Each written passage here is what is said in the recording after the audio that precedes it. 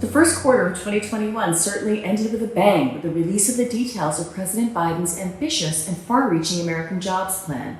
The plan is bold and aimed at rebuilding America's crumbling infrastructure, as well as addressing the important issues of broadband accessibility, clean energy, and the expansion of access to home care for the elderly and the disabled.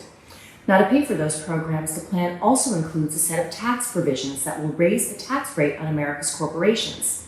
So that's what we know. What we don't know, though, is how this plan will change as it works its way through the legislative process. Nor do we know when it will come to a vote.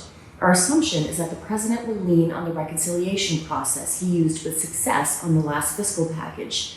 It's likely, though, that with a plan this large and complex, it's going to take some time and require some modifications to get the support needed. But back to what we know. We know that we're coming to this plan from a position of growing strength. Recent economic data, including the monthly non-farm payroll report showing us the U.S. economy added over 900,000 jobs in March, confirms the positive momentum we've seen. The momentum comes from the combination of more broad reopening along with accelerated vaccine distribution. We expect very strong consumer spending will drive well above trend growth through 2021 and into next year. We also know that corporate earnings will reflect this strength. With first quarter earnings season just getting underway, consensus estimates are for the bottom line to improve by nearly 24%, with even stronger results coming this quarter. Chances are good that earnings may ultimately surprise even those aggressive forecasts.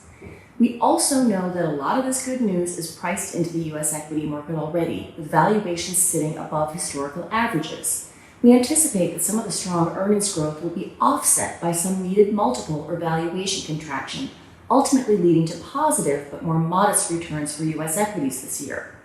To sum it up, though, the trifecta of good news on the vaccine front, fiscal stimulus, and the reopening momentum present very constructive conditions for risk-taking.